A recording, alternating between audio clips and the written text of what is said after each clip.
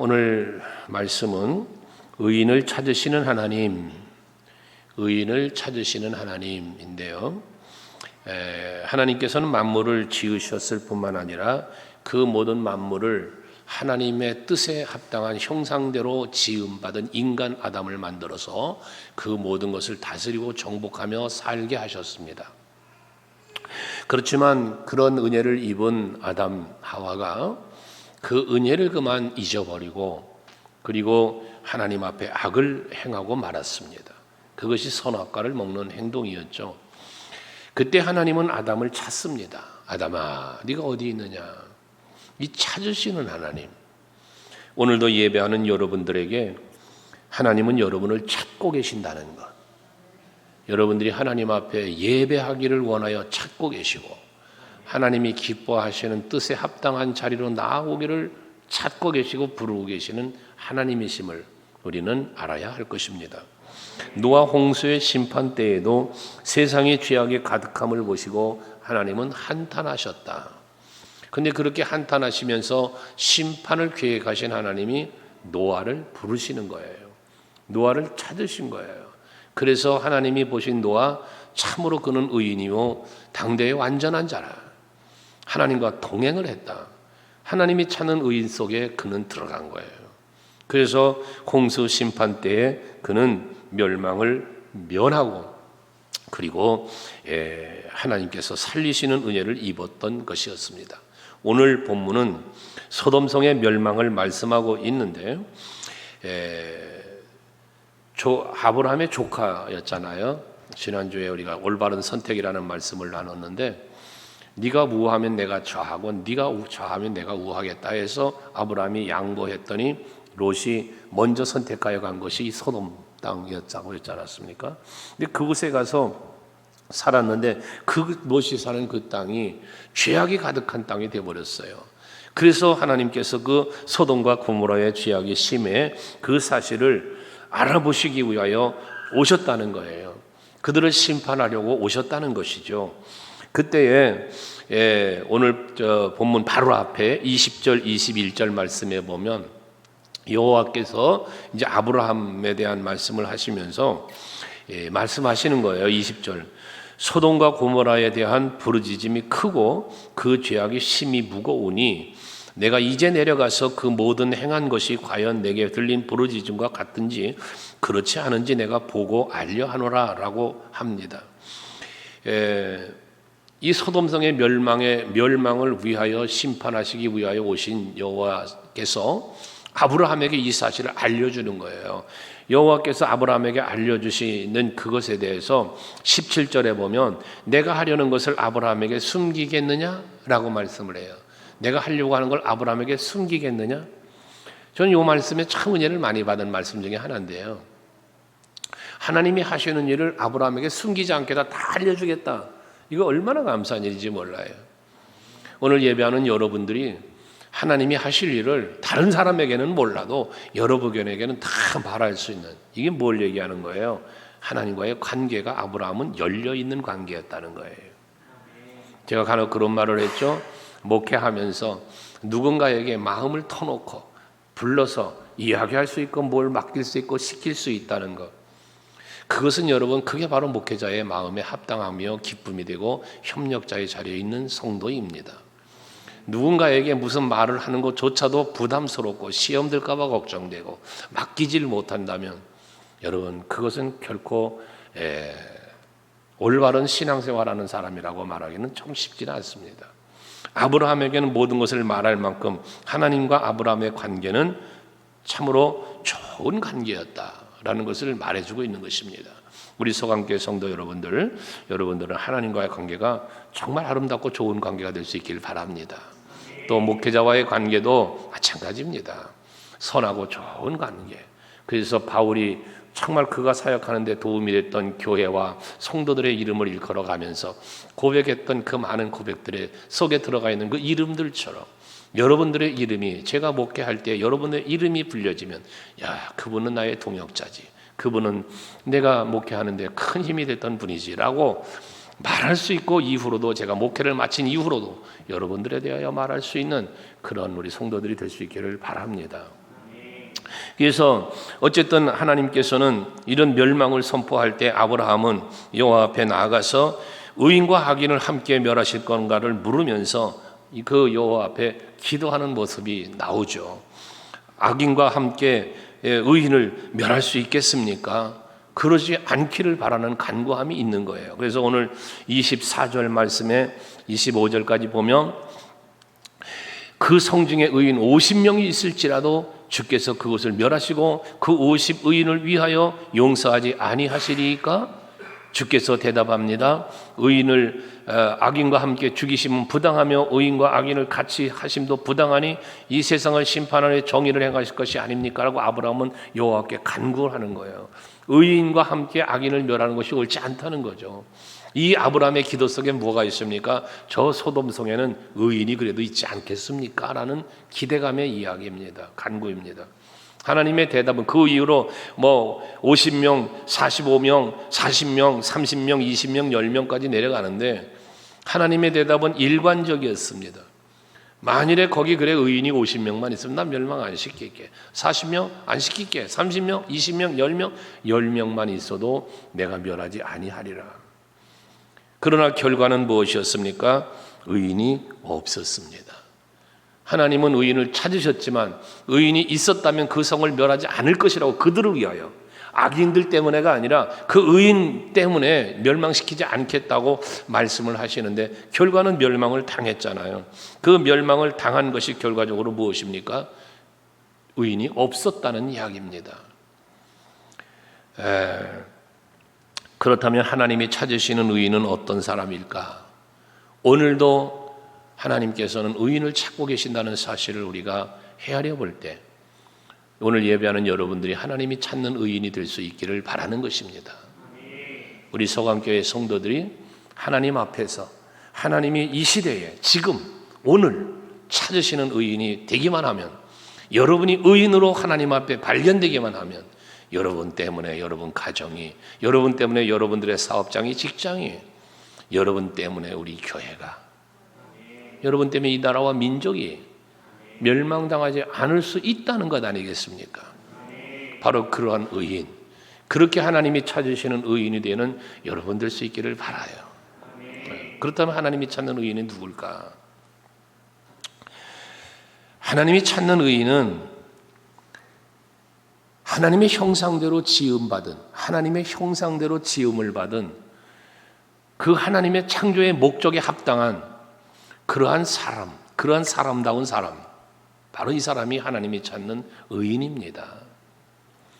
여러분들이 하나님께서 태초에 이 아담을 만드실 때 하나님의 형상대로 지었다고 그랬잖아요.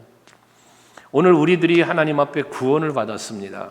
이 구원은 무엇을 의지입니까? 예수 십자가의 사랑과 은혜로 이루어졌습니다. 그럼 구원의 목적이 무엇입니까? 창조의 목적이 무엇입니까?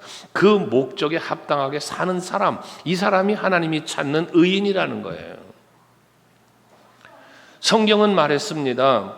하나님이 찾는 의인, 사람다운 사람, 목적에 합당하게라면 지으신 목적은 하나님을 찬송케 하려 함이라고 그랬고, 구원의 목적도 감사와 찬송과 영광을 하나님께 돌리기 위해서라고 말씀을 하고 있습니다. 거기에 합당하게 사는 사람입니다. 소돔 고모라 성에 사는 사람들 불순종의 사람입니다. 하나님 보시기에 합당치 못한 사람입니다. 자기들에게를 죄를 깨닫지 못하고 양심의 가책도 없는 사람들입니다. 그 멸망의 대상이 된 것입니다. 여러분, 우리는 하나님의 형상대로 지음받았기에 하나님이 주시는 마음, 하나님이 기뻐하는 마음을 헤아릴 줄 아는 우리가 돼야 되는 거예요. 우리가 예수의 마음을 품어야 되는 거예요. 그러면 그 마음을 갖고 있는 성도는 죄에 대한 하나님의 말씀을 들으면 깨달아지는 거예요. 그래서 뭐에 회개가 되는 거예요. 죄책감을 갖는 거예요. 그리고 회개하는 거예요. 이게 사람다운 사람, 하나님이 기뻐하는 찾는 의인의 사람의 모습이라는 것입니다. 그런데 이 소돔성에는 그렇게 하나님이 찾는 사람다운 사람, 하나님의 창조의 목적, 구원의 목적에 합당치 못한 사람들이 거기에 있었다는 이야기인 것이거든요. 전도서 12장 13절 말씀에 보면 같이 한번 읽어볼까요? 전도서 12장 13절 시작. 일의 결국을 다 들었으니 하나님을 경외하고 그의 명령을 지킬지어다. 이것이 모든 사람의 본분이니라 했습니다. 하나님을 경외하고 그 명령을 지키는 것, 이것이 사람의 본분이래요. 그럼 사람다운 사람은 누구라는 이야기입니까? 여호와를 경외하는 사람, 그리고 그 말씀과 그 명령에 지켜 행하며 순종하는 사람, 이 사람이 결국은 하나님이 찾는 사람다운 사람이요, 그 사람이 바로 의인이었다는 것입니다. 성경은 하나님을 믿지 않는 것과 하나님을 사랑하지 않는 것이 가장 큰 죄임을 말씀하고 있습니다. 하나님을 믿지 않는 것, 성령 해방죄에 해당되는 거예요. 하나님을 사랑하지 않는 것, 이것도 역시 큰 죄입니다. 그래서 신명기 6장 5절 말씀에 보면 너는 마음을 다하고 뜻을 다하고 힘을 다하여 네 여호와 하나님을 사랑하라 했습니다. 이 계명을 저버리는 것, 이건 결국 하나님과의 관계를 깨뜨리는 것이에요. 그래서 죄라고 하는 것은 하나님을 찾고 바라보고 의지하며 살아가야 하는 사람다운 사람, 하나님의 형상대로 지음받은 사람, 구원받은 사람이 그 삶의 방향을 잃어버리고 살아가는 모습, 하나님을 떠나서 사는 모습, 이것이 결국은 죄라고 말하는 거예요. 그런 죄 가운데 빠지니 하나님과의 관계가 가로막혀 버리니 이사야서 59장 2절처럼 죄가 하나님과의 관계를 가로막았다고 그랬지 않았습니까? 그러니까 결국 하나님을 볼 수도 없고 그의 음성을 들을 수도 없다는 이야기인 것입니다. 여러분들이 하나님의 말씀을 들을 때 하나님의 말씀으로 들려지는 게 복입니다. 말씀이 하나님의 말씀으로 깨달아지는 게 복입니다. 근데 말씀을 들어도 말씀이 하나님의 말씀으로 들리질 않고 사람의 소리로 들리고 죄가 깨달아지는 게 아니라 시험이 들고, 여러분 이것은 결국 죄에 빠져 사는 사람의 모습인 것입니다. 우리는 죄를 깨닫고 말씀에 순종함으로 여호와 하나님을 경외하는 삶을 살아가는 사람다운 사람, 하나님이 보실 때입니다. 하나님이 보실 때 사람다운 사람, 이게 바로 하나님이 찾는 의인이라는 사실을 깨닫고 기억하면서 하나님이 보시기에 합당한 모습으로 살아가는 여러분 모두가 될 수 있기를 바랍니다.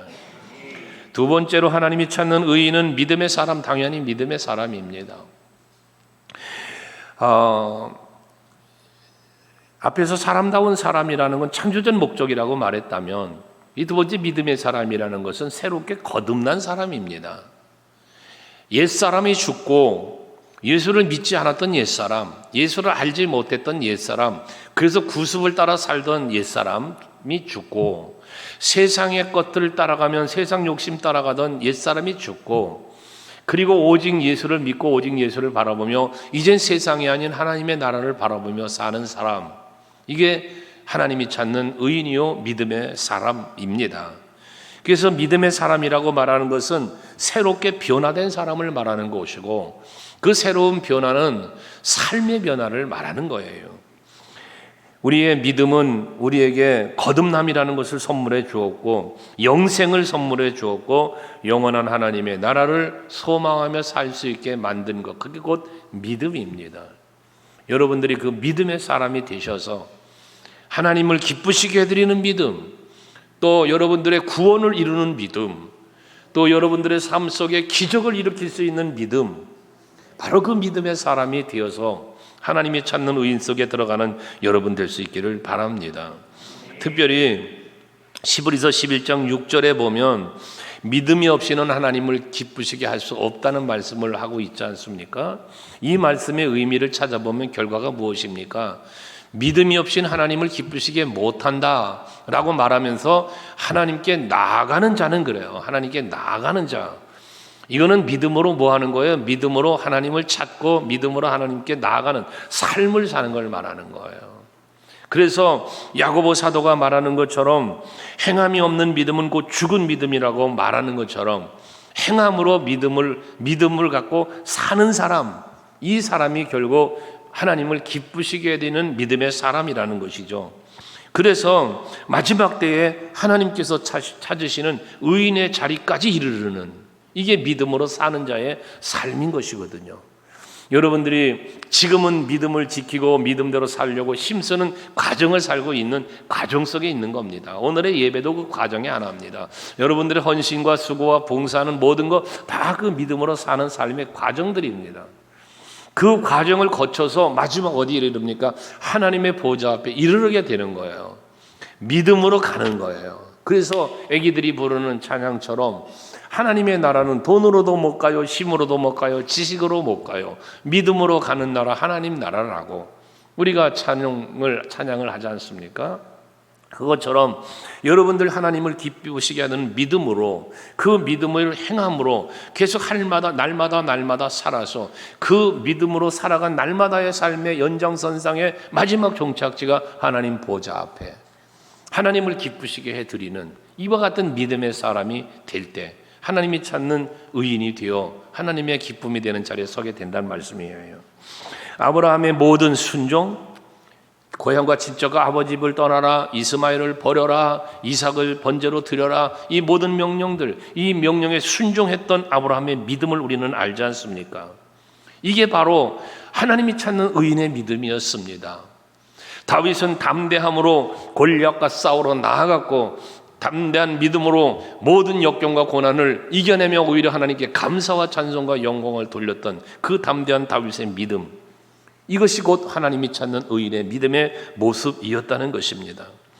하나님께서 합당히 여기시고 찾으시는 믿음은 살아있는 믿음이며 행함의 믿음의 사람을 하나님은 의인으로 찾고 계신다는 것이에요. 그러므로 여러분의 믿음은 살아있는 믿음이 되시길 바랍니다. 행함이 있는 믿음이 되시길 바란다 그 말이에요.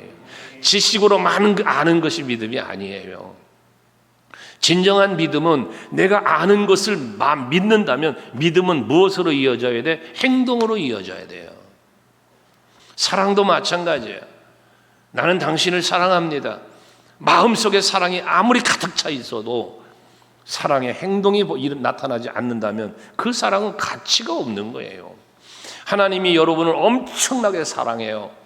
사랑하노라 내가 너를 사랑하노라. 하나님 수없이 사랑을 여러분들에게 말해도 십자가의 죽으심이라고 하는 그 엄청난 사랑을 행동으로 보이지 않았다면 우리의 구원 어떻게 됐겠어요?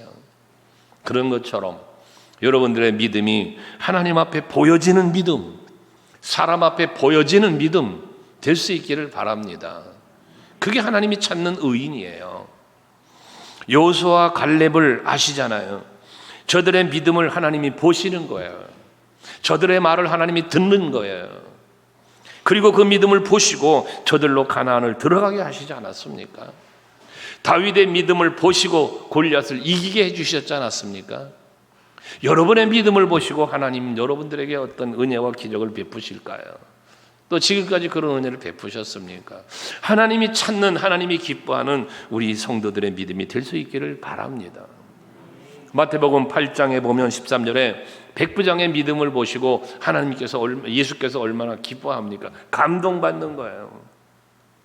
내가 이스라엘 중에서 이만한 믿음 보지 못했어 라고 말씀하시면서 가라 내 믿음대로 될지어다 라고 말씀을 하시니 그 시로 하인이 나았다는 거예요.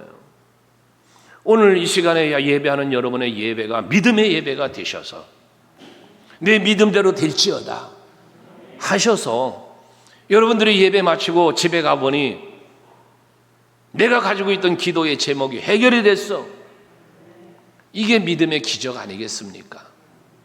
여러분 기도를 드려도 하나님 앞에 예배를 해도 온전한 믿음의 예배가 드려질 때 그것이 하나님이 받으시는 예배, 하나님이 찾는 의인, 하나님이 찾는 믿음, 하나님이 기쁨이 되는 믿음, 그로 인한 기적 같은 일들이 일어나게 되어진다는 것입니다.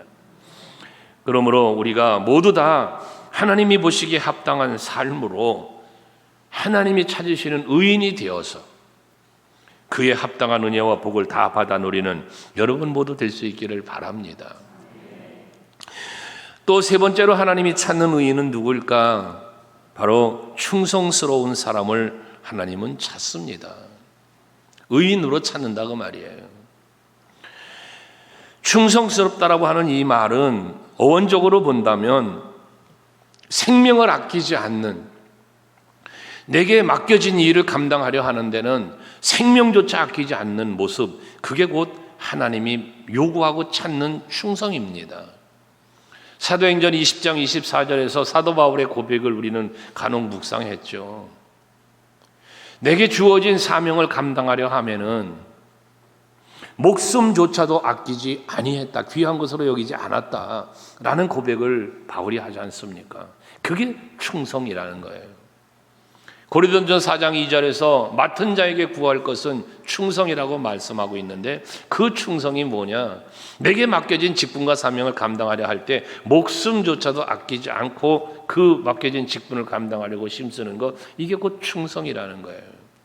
그래서 계시록 2장 10절에 죽도록 충성해라 그러잖아요. 죽도록 충성하라. 너에게 생명의 간을 주리라. 충성은 목숨을 아끼지 않는 것이다 라는 것이고요. 또 충성은 맡겨진 모든 일에 적극적이고 긍정적으로 그 주어진 직분 사명을 감당하려고 힘쓰는 사람, 이게 충성스러운 사람이라는 겁니다. 여러분들에게 어떤 직분이 맡겨졌든 어떠한 일이 맡겨졌든 부정적인 사람이 되면 안 됩니다. 불평의 사람이 되면 안 되는 거예요. 언제나 긍정적인 마음 갖고 아멘하며 또 충성스러운 열정적인 그 모습으로 감당하는 것, 그것이 바로 충성스럽다는 말에 해당되는 것입니다. 아무리 작은 일이 맡겨졌다 할지라도 그 작은 일조차도 충성을 다하는 말입니다. 어떤 분이 그런 비유를 말씀하는 걸 들었는데, 그 강한 힘을 가지고 있는 사자가 토끼 새끼 한 마리를 잡는데도 최선을 다하여 잡는다는 거예요. 여러분, 그것처럼 여러분들에게 주어진 직분과 사명을 감당하는 일에 게으르지 마시고 열심을 품고 정말 감당하기 위해 힘쓰는 여러분 되시기 바랍니다. 로마서 12장 11절 말씀을 보면, 그러므로 부지런하여 게으르지 말고 열심을 품고 주를 섬겨라 그러잖아요. 게으르지 말고 부지런하여 열심을 품고, 이게 충성입니다. 하나님은 바로 그러한 충성의 사람을 찾고 계시는 거예요. 그게 의인이에요. 하나님이 보실 때 의인이라 말씀입니다. 하나님은 지식이 풍성하고 능력 있는 사람을 찾는 게 아닙니다. 세상은 그런 사람을 찾습니다. 세상에서는 지식이 풍성한 사람을 찾습니다. 뭔가 세상적인 능력이 있는 사람을 찾습니다. 하지만 하나님은 말씀을 믿고 순종하는 충성스러운 사람을 찾는다는 사실을 잊지 마시기 바랍니다. 그러니까 여러분들의 교회 생활은 언제나 믿음으로 순종하는 사람, 하나님의 뜻을 찾고 그 뜻을 헤아리고 그 뜻에 합당하게 살려고 힘쓰는 사람 되셔야 합니다.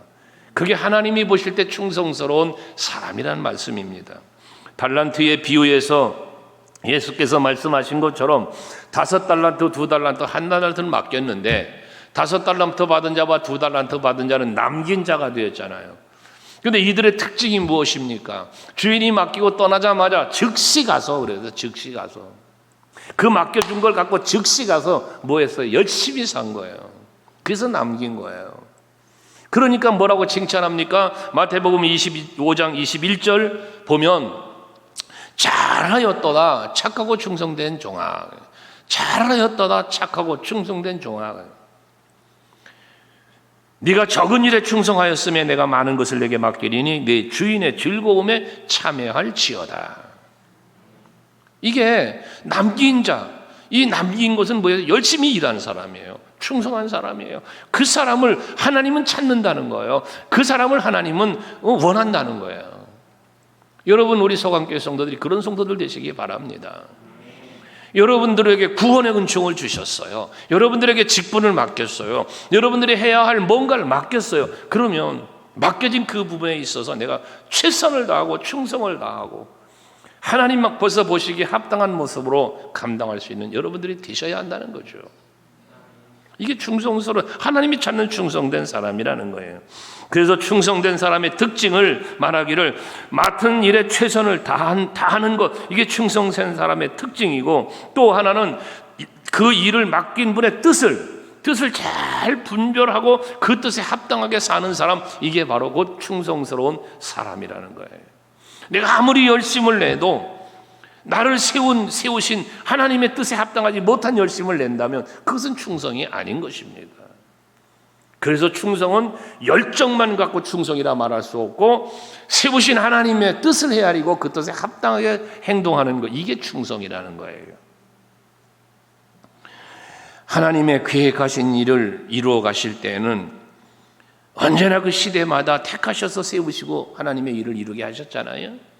아브라함을 택하여 언약하셨고, 또는 시대마다 하나님은 일하시면서 모세를 택하여 쓰셨고, 그 시대마다 선지자들을 택했잖아요.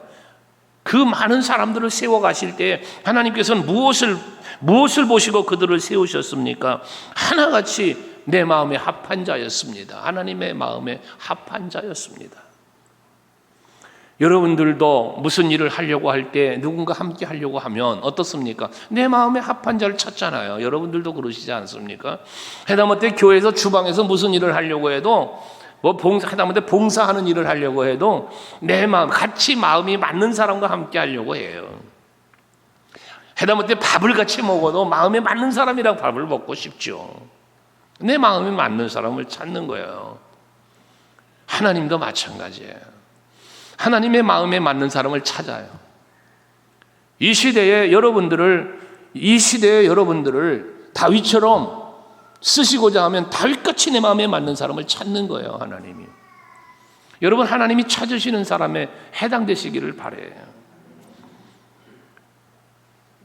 사도들과 여러 직분자들을 세우실 때에도 하나님은 충성된 사람들을 찾았고, 그렇게 마음에 합한 자들을 세워 하나님의 나라의 일, 하나님의 뜻을 이루어가는 일에 세우셨어요. 그리고 쓰셨습니다. 이와 같이 하나님께서는 지금도 찾고 계시는 의인이 있습니다. 그렇다면 하나님이 지금 의인을 찾고 지금 이 시간에 찾고 있다면 여러분들은 과연 하나님이 찾는 의인의 자리에 있습니까? 아니면 하나님이 의인을 찾으시지만 나는 악인의 자리, 죄인의 자리에 있습니까? 여러분 어디에 있습니까? 살리시느냐 죽이시느냐, 흥하게 하시느냐 망하게 하시느냐, 복을 주실 것이냐 저주를 줄 것이냐 내릴 것이냐, 이 갈림길에서 하나님의 찾는 의인은 살리는 자리에, 흥하는 자리에, 복된 자리에 있는 거예요. 그러나 하나님이 찾는 의인의 자리가 아닌 죄인의 자리에 있다면 멸망당하는 거예요. 망하는 거예요. 저주를 받는 거예요. 성경이 우리에게 주는 교훈이지 않습니까? 저는 오늘 이 말씀을 통해서 우리 서강교회 온 성도들이 하나님이 찾는 의인이 의인 중에 한 사람이 되셔서 앞에도 축복했던 것처럼 그렇게 하나님이 찾는 여러분 한 사람이 됨으로 인하여 이 나라와 민족이 살고 우리 교회가 살고 여러분 삶의 현장에 함께하는 모든 이웃과 가족이 다 함께 살아갈 수 있는 여러분 모두 될 수 있기를 바랍니다. 오늘 본문에서 10명이 없어 소돔성이 멸망합니다. 물론 그 조카 롯과 가족은 살아나죠. 근데 살아나지만 그 살아나는 내용조차도 어떻습니까? 롯과 그 아내와 두 딸을 살려내는데 사위들도, 정원한 사위들도 있었대요. 근데 이 사위들은 하나님의 심판을 이야기하자 농담인 줄 알았대요. 여러분, 하나님의 말씀이 농담처럼 들리면 안 되잖아요. 주의 종의 말씀을 선포할 때 이것이 하나님께서 내게 주시는 말씀으로 받아들여져야 되는데 이것이 한껏 지나가는 말씀 이야기로 그냥 한편의 어떤 설교 한편으로 그냥 스쳐 지나가 버린다면 여러분들에게 이 예배는 아무런 의미가 없어요. 농담으로 들었답니다. 그 사위들은 농담으로. 그리고 롯과 그 아이들이 이 심판이 되니까 빨리 지금 나가서 저 구원받는 자리로 가야 돼. 이 소돔성을 떠나야 돼. 빨리. 이거 멸망당할 거니까. 그런데 빨리 안 나가는 거예요. 또 망설이는 거예요. 거기 있어서 지체했다는 거예요. 16절에 보면 롯이 지체했대. 19장 16절이지. 롯이 지체를 하는 거예요. 여러분들, 하나님의 생명의 말씀이 있고 내가 살 길이 제시되면 그 길로 속히 가야 되는 거예요. 속히. 지체하지 말고. 회개할 게 있어요? 즉시 회개해야 되는 거예요. 내년부터 다음부터 여러분 그런 회개가 아니에요. 죄가 깨달아지면 바로 회개하는 거예요. 즉시. 하나님의 말씀이 선포됐어요. 망설이지 말아요. 다음으로 미루지 말아요. 즉시 순종하는 거예요. 즉시. 근데 롯은 뭐였다? 지체했다. 그런데도 놀랍고 감사한 것은 롯이 지체하니까 이 여호와의 손길이 그들을 임해서 그와 아내와 손과 딸을 그 성 바깥으로 드러냈다는 거예요. 이 지체하니까 이 성 멸망 당할 건데 멸망될 자리에 그대로 머물러 있으니까 이 하나님의 사랑이에요. 강권적으로 들어서 성 밖에 내놨다는 거예요. 어쩌면 우리는 이런 하나님의 귀하신 그 뒤에 그랬잖아요. 그 뒤에 뭐라고 그래요? 16절 마지막에 여호와께서 그에게 자비를 더하심이었더라 그랬어요. 여호와의 자비하심이 그 은혜가 저들을 강권적으로 멸망당할 성에서 옮겨놓으신 거예요. 어쩌면 오늘 예배하는 구원받은 성도된 우리들 모두 다 그 하나님의 강권하신 은혜로 여러분들 취약의 자리에서 생명의 자리로 옮겨놓으신 거예요. 이 얼마나 큰 은혜입니까? 그런데도 불구하고 그렇게 강권하여 멸망당할 자리에서 옮겨주셨는데도 불구하고 그런데도 불구하고 또 떠나가는 거 망설이는 거예요. 저 먼 데까지 가기 너무 멀어요. 가까운데 여기 스왈성 여기로 피하게 해주세요. 그것조차도 허락하시는 하나님이세요.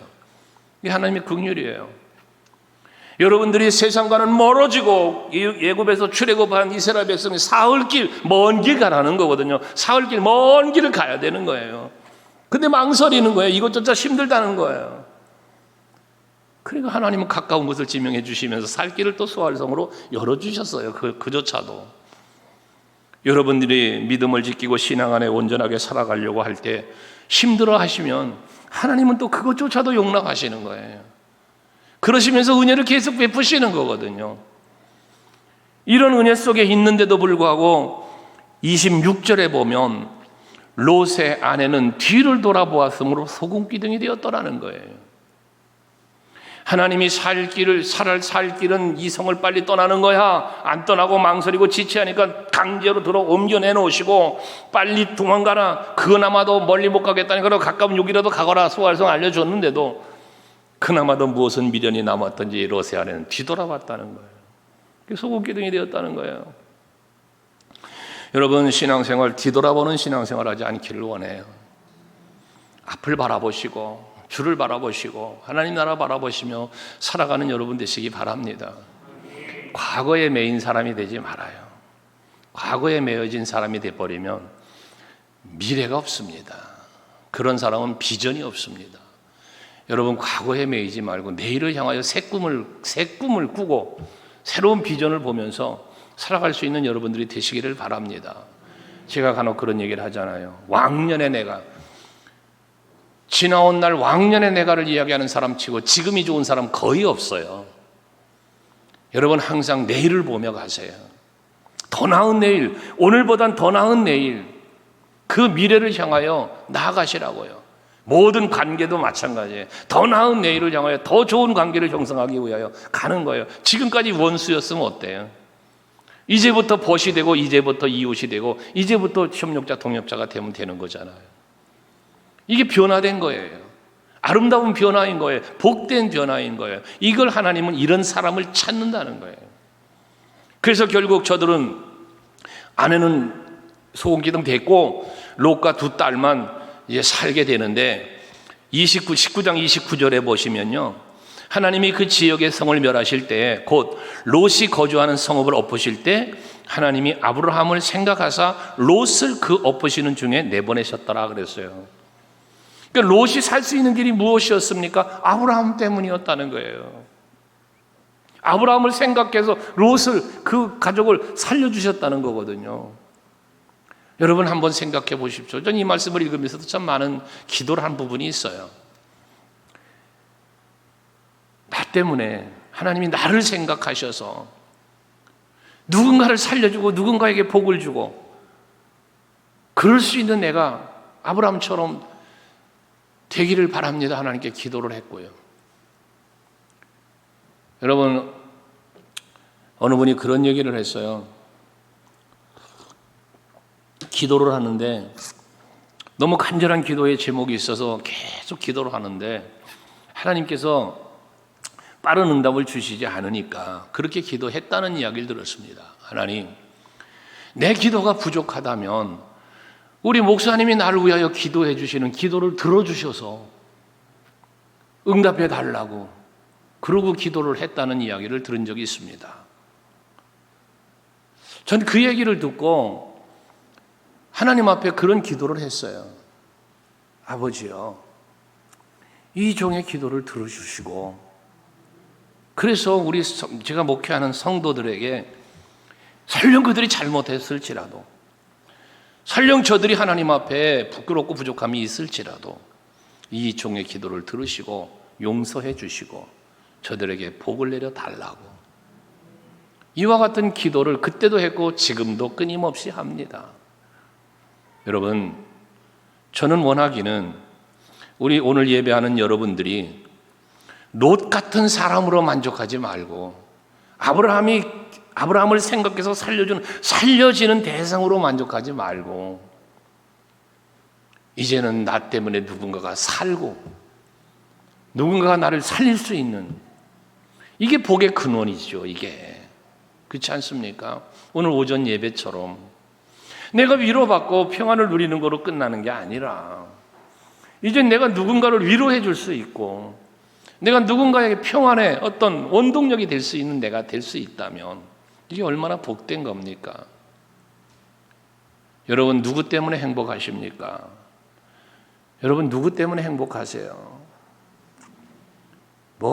늘 말하니까 예수님 덕분에 행복하다고 얘기하겠죠. 예수님 덕분에 행복한 거 놔두고요, 여러분을 행복하게 하는 사람, 여러분 더불어 사는 이 세상 속에 여러분을 가장 행복하게 하는 사람이 누굽니까? 여러분 아내입니까? 여러분 남편입니까? 아마도 평생 왼수 소리나 안 하려고 모르겠습니다. 부부간에는. 그럼 여러분 자식은 과연 여러분들을 기쁘게 하고 있습니까? 여러분 친구들은 여러분을 기쁘게 하고 있나요? 여러분이 가장 기뻐하는 사람 누구입니까? 여러분이 가장 기뻐하는 사람, 난 저 사람 때문에 내가 늘 기뻐 할 수 있는 사람이 과연 누구일까요? 있나요, 혹시? 우리는 서로에게 그런 사람이 되어질 수 있기를 바랍니다. 나에게 기쁨이 되는 사람이 있건 없건, 나에게 기쁨을 주는 사람이 있거나 없거나 이거 놔두고 적어도 나는 누군가에게 기쁨이 될 수 있는 그런 우리가 되자는 거지.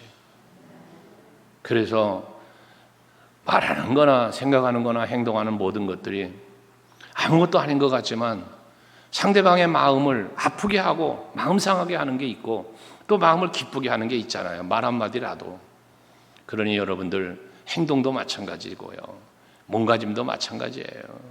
이것이 우리 서강교회 성도들은 서로에게 그래서 유익함을 주는, 복의 근원이 되는, 아브라함을 생각해서 롯을 살려주셨다는 것처럼 여러분들 한 사람 한 사람을 하나님이 생각해서 우리 교회에 복 주시고 그런 은혜가 있는 우리 서강교회가 되고 성도 여러분들이 될 수 있기를 바랍니다. 할렐루야.